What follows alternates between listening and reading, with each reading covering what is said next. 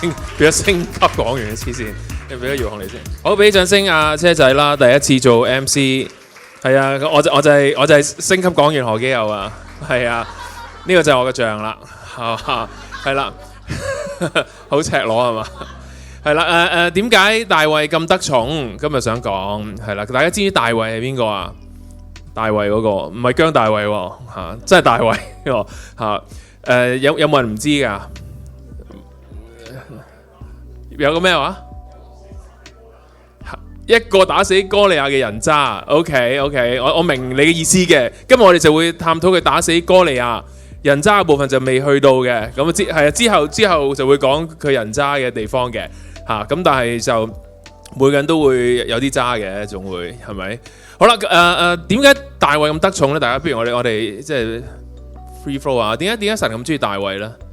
神有幾個人佢好中意嘅，喺舊約，佢稱佢係朋友啦。佢哋有個共通點嘅，其中一個就係大衛。咁大衛之外就有摩西啦，嚇，有亞伯拉罕啦，有約伯啦，呢啲都係神好 friend 嘅。咁但係點解大衛咁得寵咧？矮，我唔識點俾反應你喎。矮係 OK， 妹妹都笑你矮，矮你又唔夠佢矮。神好中意佢，神中意佢多啲係嘛？仲有咧，仲有咩原因啊？點解除咗矮？嚇，咁就啱啦。既然大家唔知，我哋就係要探討咯，係咪？如果知我唔使講啦。咁所以今日我哋就睇下點解即係大衛咁得寵。我哋唔會好長嘅啫。咁就慢慢即係大家一齊研究下啦。第一樣佢好緊要嘅咧，就係咧佢好睇重耶和華嘅名字噶。大衛咧，其實佢係喺佢屋企裏面就唔係好起眼嘅，即係有好多即係兄弟姊妹咁樣啦，兄弟啦特別即係記載。咁當撒母耳即係佢要去揾人嘅時候，即係要去膏立一個王咁樣咧，其實基本上都睇，連佢阿爸都唔係好睇到佢嘅，即係阿爸都話齊晒啦，喺晒度啦。喂，唔係喎，你真係 check 清楚，你仲有冇人漏咗啊？咁樣，原來就係漏咗大衛，即係咁唔起眼，而佢負責係做咩呢？佢係除咗看羊之外呢，佢係做deliveroo 嘅，因為佢係將即係送餐去個即係軍事嗰啲即係陣地嗰度呢，就即係 deliver 食物下咁樣嗰啲嚇，即係總要 deliver 嘢咁樣啦嚇。咁所以佢係一個唔係好起眼嘅一個角色嚟嘅。但係呢，就係呢一個位佢做 deliveroo 嘅時候呢，就係反而就睇到佢點樣睇重耶和華名字。我哋睇呢一個經文先，讀俾大家聽啊。大衛對站在旁邊的人說：若有人殺這非利士人，除掉以色列人的羞辱，他會怎樣呢？咁樣，這未受割禮的非利士人是誰？竟敢向永生上帝的軍隊罵陣。咁當其時咧，就有你記住，總之一班叫非利士人啦。咁佢哋係好強悍嘅，係孔武有力嘅，超級高大威猛嘅咁樣。咁而呢一班嘅以色列人呢，就真係好似係即係好弱雞咁樣嘅嚇，咁就冇人就夠佢打，見到佢哋都已經驚腳震㗎啦。咁但係哥利亞呢，就咆哮啦，喺度就鬧上帝啦嚇，鬧耶和華嘅名啦。咁然後就唔知點解一個咁細粒嘅大衛呢，就聽到就覺得好唔順眼，於是佢就覺得邊個即係夠膽嚟到去話。但係其實我哋會唔會好尊重即係神嘅名呢？即係當人哋去恥笑上帝嘅時候呢，即係除咗有陣時可能會笑埋一份之外，有陣時回過神嚟，我哋會唔會即係都會去為上帝企出嚟呢？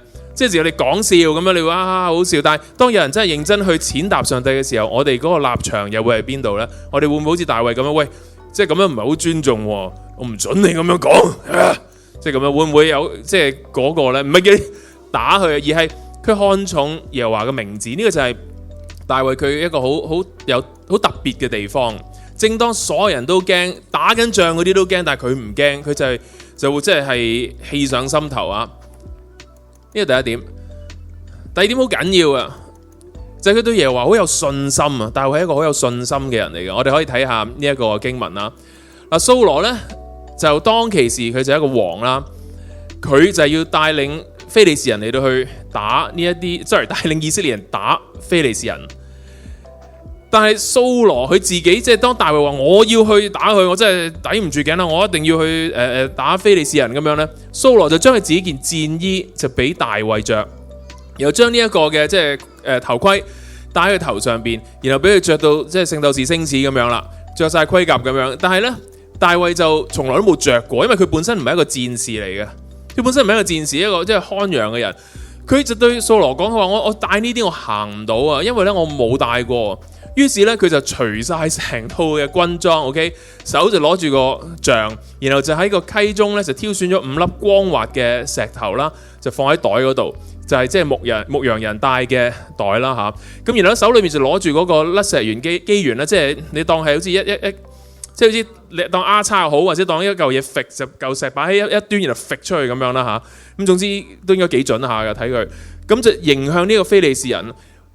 你睇到佢首先佢知道佢自己做緊一樣嘢，就係佢為上帝去爭戰嘛。咁然後佢除咗對上帝有信心，佢都有啲自信啦，我都相信。但係如果你係大衛嘅話，咁你會點呢？即係你會唔會都着盔甲呢？即係可能行動唔係好方便，但係你覺得喂，俾佢嘔一嘢，起碼我都即係都仲可以唔使死住啊，係嘛？但係如果你乜都唔帶嘅話，哥利亞高你幾個頭喎，即係6-7尺咁樣走埋嚟嘅話，即係死得人嘅喎。你會點做？有幾多人都未必會戴盔甲啊？有冇人會戴盔甲啊？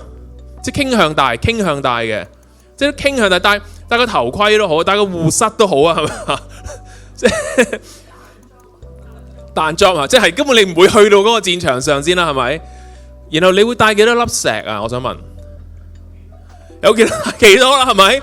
你直情架底都夾埋啦，係嘛？啱啊！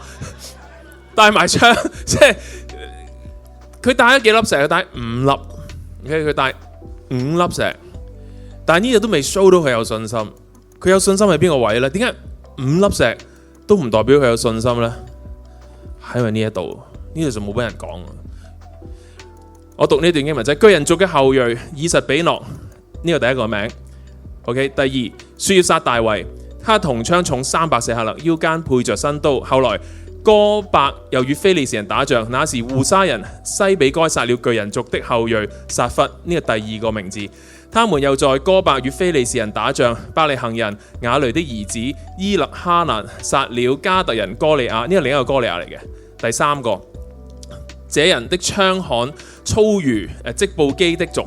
他們在加特打仗，那裏有一個身材高大的人，冇講名，呢個第4個人，雙手要6，哇，超勁，6隻手指啊，每隻手硬係多啲啊，然後腳有6隻腳趾啊，每隻加埋24斤，驚你數唔到啊！佢亦都係巨人族嘅後裔。呢度4個有好多嘅解經家都幾相信佢哋係哥利亞嘅兄弟，加埋哥利亞呢度幾多個人啊？5個人，佢帶幾多粒石春啊？1粒1個，因為知道如果哥利亞死咗，佢嗰4個兄弟有機會會出嚟，係咪好 crazy 啊？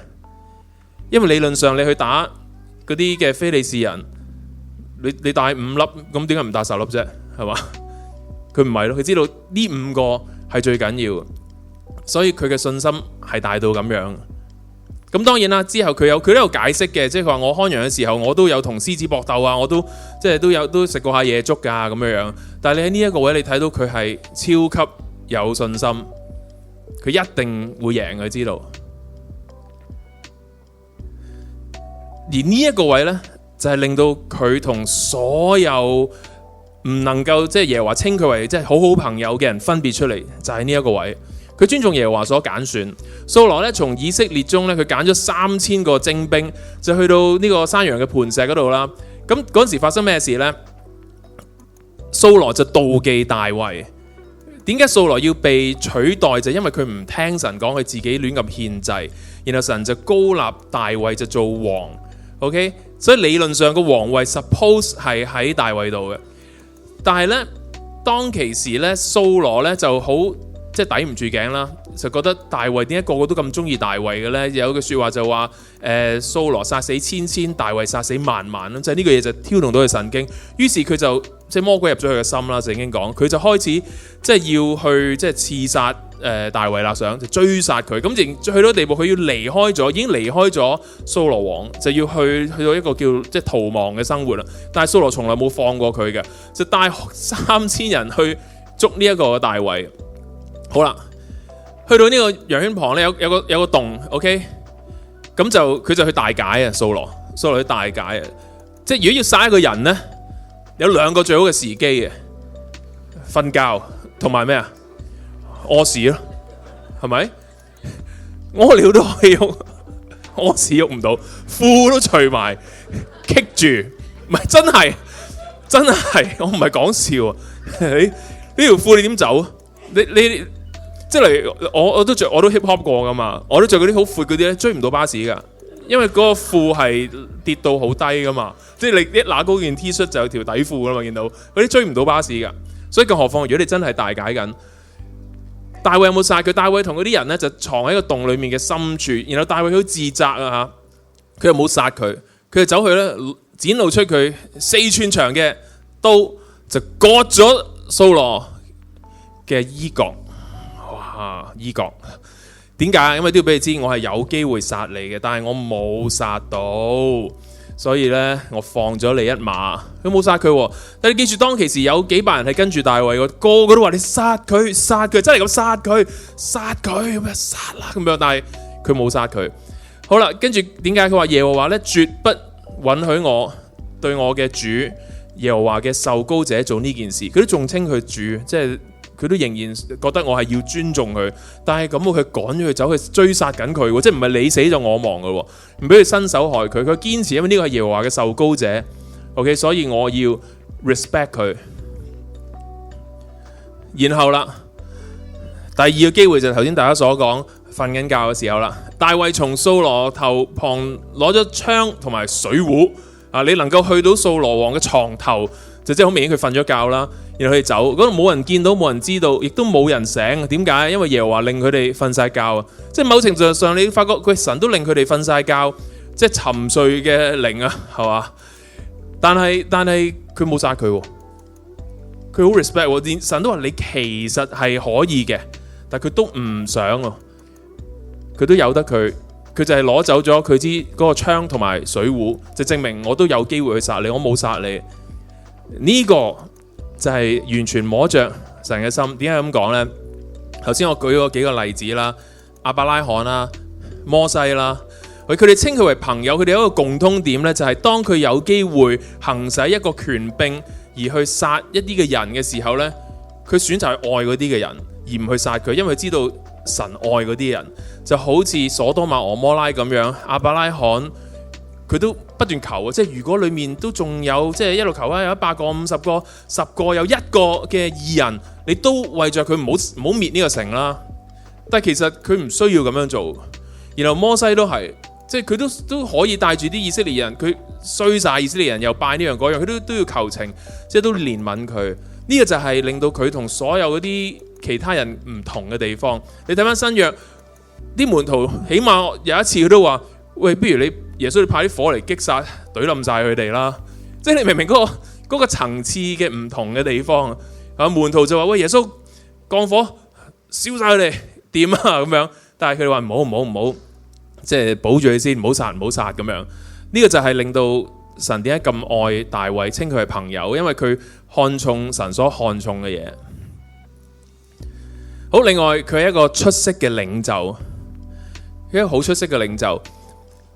大衛佢離開咗掃羅王之後啦，佢就逃到去一個叫做亞杜蘭洞。呢個亞杜蘭洞呢，佢帶咗幾百人去嘅啫，OK， 400人。佢嘅兄弟同佢父親全家聽見咧，都下到去哪裏啦？凡係咩啊？生活呢個叫咩？軍逼嘅、欠債嘅、心裏苦惱嘅，都聚集到大衛嗰度，即係全部都甩皮甩骨嘅，全部都甩皮甩骨嘅。佢投靠大衛嘅時候。但係點樣？到最尾佢就係呢幾百人同佢一齊咧去打天下 ，OK， 去即係捧翻佢上去做呢一個王。所以呢一班人能夠跟隨大衛，然後大衛可以喺呢一堆咁樣甩皮甩骨嘅人裏面，佢可以造就到佢哋咧，做佢哋嘅領袖。即係佢係一個出色嘅領袖，所以佢係有能力啊，佢係有能力去帶領人咯。好啦，跟住有少少歷史可以話俾大家聽啦。呢都係最後一點嚟嘅。佢唔求自己嘅好處。理論上，即係你有冇試過？即係例如，如果你高咗做王啦，你希望可以幾時登基啊？即係即刻啦，係嘛？越快越好啦，馬上登基，係咪？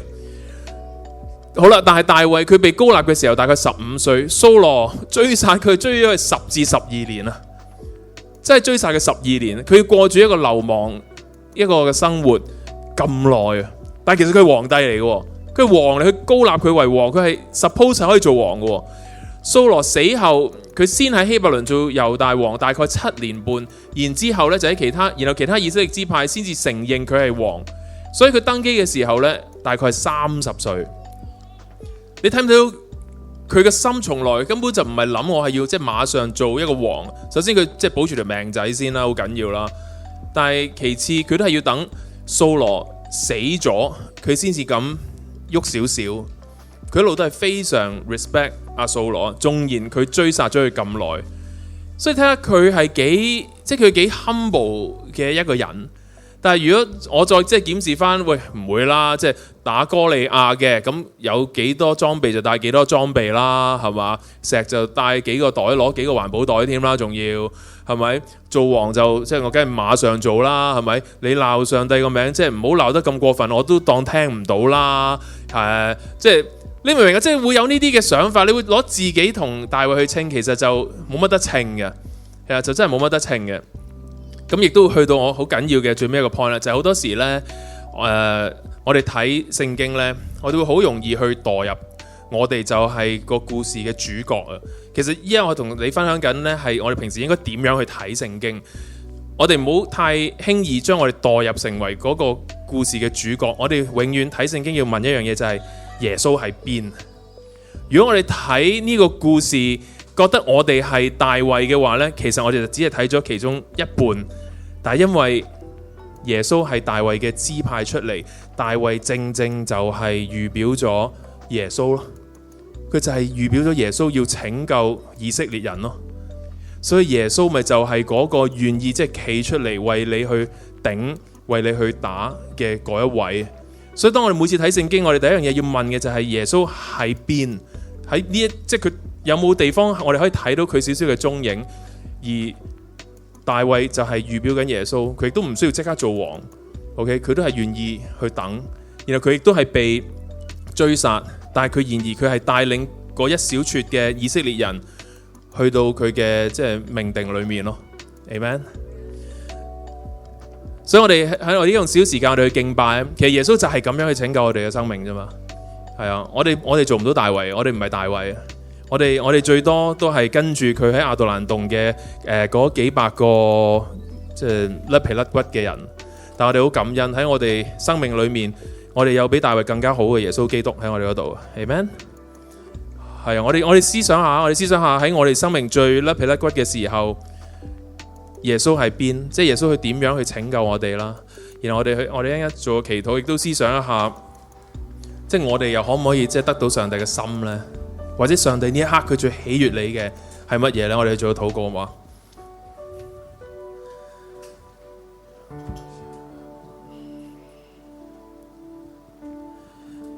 喺呢刻我哋靜落嚟嘅時候呢，我好想呢，即係奉耶穌基督名呢，去求耶穌你將聖靈呢依家賜俾我哋，聖靈你對我哋講說話，你觸摸我哋，你充滿我哋。我哋聽咗好多唔同嘅道啊，好多唔同嘅故事，但係都唔及你嘅一句對我哋嘅說話咁震撼。有感受到呢，係聖靈呢，佢要話俾你聽，其實佢好愛你，你都一樣好得寵。你為神都有做過一啲令佢另眼相看嘅嘢，係啊，所以我依家求神去喚醒嗰個記憶啊，去喚醒緊你做啲乜嘢係令神覺得，哇，你係好特別啊，你做得非常好啊！我哋先去思想呢樣嘢好唔好啊？